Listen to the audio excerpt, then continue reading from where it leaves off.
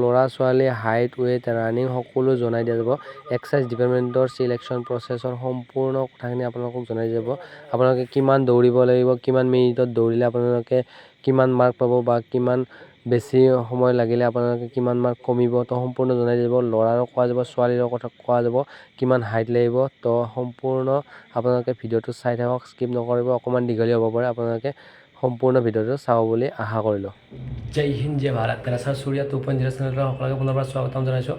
তো বন্ধু বান্ধৱীসকল কেনে আছে জনাব। আৰু আমি আজি কথা পাতিম আবকাৰী বিভাগৰ যি ফিজিকেল হ'ব গৈ আছে, তো তাৰ ওপৰত আমি কথা পাতিম। তো তাৰ আগতে আপোনালোকক সুধিব বিচাৰিছোঁ আপোনালোকৰ তৈয়াৰী কেনেকুৱা হৈছে। যিহেতুকে এতিয়া বৰ্তমান ফৰেষ্ট ডিপাৰ্টমেণ্টৰ ৰানিং চলিয়ে আছে, বহুতে বোকা পানীতো দৌৰি আছে, বহুতে মানে ৰ'দ বৰষুণ একো চোৱা নাই, সকলোৱে দৌৰি আছে, সকলোৱে কিবা এটা পোৱাৰ আশাত হেঁপাহত দৌৰি আছে আৰু সকলোৰে আশা পূৰণ হ'ব বুলি মই আশা কৰিলোঁ। তো আপোনালোকৰ তৈয়াৰী কেনেকুৱা হৈছে জনাব। তো বৰ্তমান আপোনালোকে ফৰেষ্ট ডিপাৰ্টমেণ্টত ৰানিং কৰিলে কোনে কিমান পাইছে কমেণ্ট কৰি জনাব। আপোনালোকে এইটো গমেই পায় ষ্টেট ৱাইজ কাট অফ মাৰিব, যি গতিকে ডিষ্ট্ৰিক্ট ৱাইজ কোনো পষ্ট ভগাই দিয়া হোৱা নাই। তো আপোনালোকে ক'ব যে কেনেকুৱা হৈছে আপোনালোকৰ ফৰেষ্ট ডিপাৰ্টমেণ্টৰ তো ফিজিকেল। তো আপোনালোকে জনাব আপোনালোকৰ জঁপিয়াইছে, ৰানিং কৰিছে, আপোনালোকৰ কিমান মাৰ্ক আহিছে, তো আপোনালোকে জনাই দিব। এতিয়া কথা পাতিম আমি এক্সাৰচাইজ ডিপাৰ্টমেণ্টৰ যিটো আমাৰ আবকাৰী বিভাগত ফিজিকেল হ'ব গৈ আছে। তো তাত ৰানিং খুব কমেই দৌৰিব লাগিব, মানে আধা বুলিয়ে ক'ব লাগিব। আমি যি গতিকে 3200 দৌৰিছিলোঁ, ইয়াত আপোনাৰ 1600 দৌৰিব লাগিব। আৰু কেনেকৈ দৌৰিব লাগিব আপোনালোকে জানেই, আৰ্মিৰ নিচিনা আপোনালোকে দৌৰিব লাগিব। 4 পাক কিছুমান ফিল্ডত হ'ব আৰু কিছুমান ফিল্ডত 5 পাক হ'ব। তো আমি তাৰ আগতে প্ৰথমৰ পৰা আমি আৰম্ভ কৰি লৈ যাওঁ।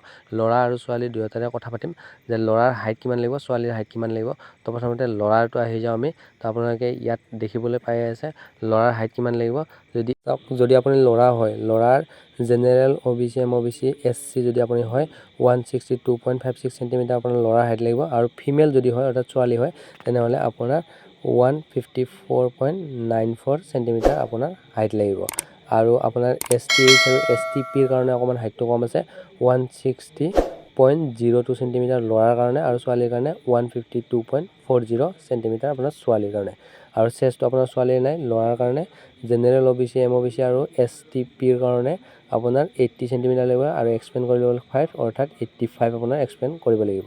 আৰু STHৰ কাৰণে লাগিব আপোনাৰ 78 আৰু আপোনালোকৰ এক্সপেণ্ড কৰিব লাগিব 5 অৰ্থাৎ 83 আপুনি এক্সপেণ্ড কৰিব লাগিব। আৰু আপোনাৰ চাই লওক মাৰ্কটো আছে আপোনাৰ 40 মাৰ্ক আছে আপোনাৰ ফিজিকেলত মাৰ্কটো আপোনাৰ 40 মাৰ্ক আছে। তাৰপিছত লং জাম্প আৰু ৰানিং দুয়োটা হ'ব। প্ৰথমতে ৰানিং কৰিব লাগিব।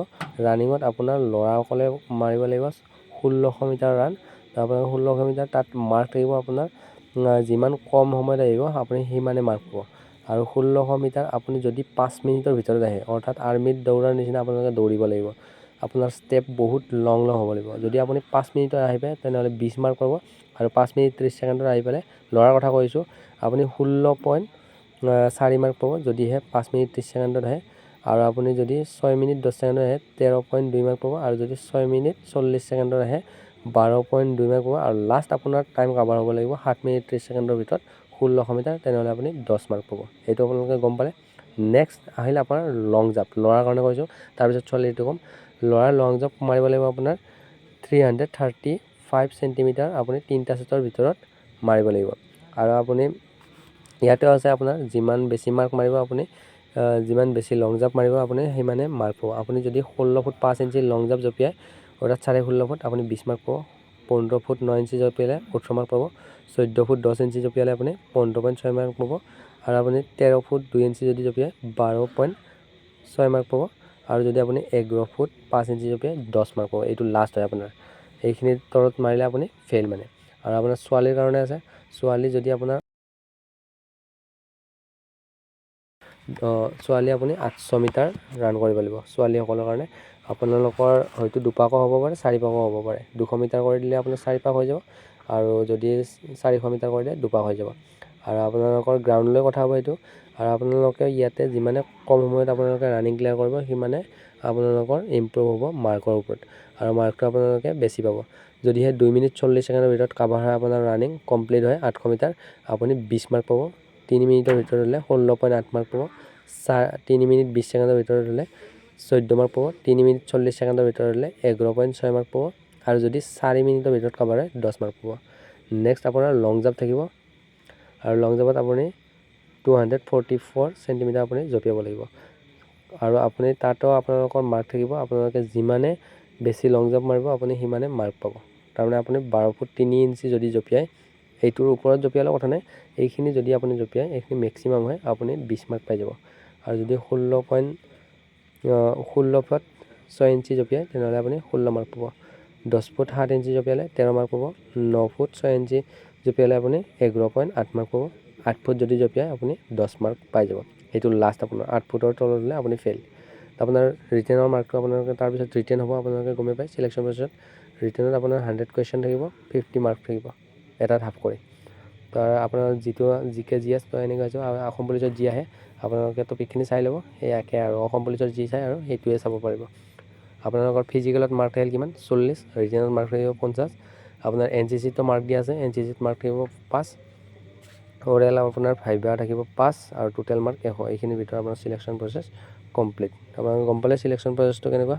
তো আশা কৰোঁ সকলোৱে ইয়াৰ ওপৰত ভিত্তি কৰি আপোনালোকৰ তৈয়াৰী কৰিব বুলি আশা কৰিলোঁ। আৰু আপোনালোকে তৈয়াৰী খুব জবৰদস্ত কৰি ৰাখক। আৰু আপোনালোকে এইটো ভাল ভিডিঅ' হয়, ইউটিউবত জুই লগাই দিয়ক, আপোনালোকে লাইক শ্বেয়াৰ ছাবস্ক্ৰাইব দবাই কৰি দিয়ক। আৰু আপোনালোকে ভাইক ছাপোৰ্ট কৰক আৰু আপোনালোকৰ তৈয়াৰী পূৰা মজবুত কৰি ৰাখক। কাৰণ ফিল্ডত যদি আপোনালোকৰ তৈয়াৰী মজবুত হয় তো আপোনালোকৰ মানে যেতিয়া ইণ্টাৰ্ম দিব টাইম হ'ব তাত আপোনালোকৰ ভয় নালাগিব। আৰু আপোনালোকে ফিল্ডত আপোনালোকে বাচ্চা বনাওক প্ৰত্যেকে, আৰু আপোনালোকে এক্সিলেণ্ট মাৰিবলৈ চেষ্টা কৰক। এক্সিলেণ্টত আপোনালোকে মাৰ্ক কিমান বেছি পায় আপোনালোকে গমেই পায়। আৰু পষ্ট আপোনালোকৰ ষ্টেট ৱাইজ হ'ব, গতিকে আপোনালোকে ডিষ্ট্ৰিক্ট ৱাইজ নাভাবিব যে ডিষ্ট্ৰিক্ট ৱাইজ কাট অফ যাব বা কম যাব কিবা যাব, এনেকুৱা নাভাবিব। আপোনালোকে প্ৰত্যেকে ইণ্টাৰ্ম দিবৰ কাৰণে পূৰা ৰেডি হৈ লওক। বৰ্তমান আপোনালোকে ৰানিং কৰি আছে, আৰু মজবুত কৰি ৰানিং কৰক। আপোনালোকে আশা কৰোঁ সকলোৱে ৰানিং ভালদৰে কৰিব আৰু সকলোৰে ভাগ্যত আপোনালোকৰ এইবাৰ যাতে চাকৰিটো হৈ যায় তাৰ কাৰণে আশা ৰাখি ভিডিঅ'টো সামৰিব ওলাইছে। জয় হিন্দ, জয় ভাৰত, জয় অসম। ভিডিঅ'টো লাইক শ্বেয়াৰ দবাই ছাবস্ক্ৰাইব কৰি দিব।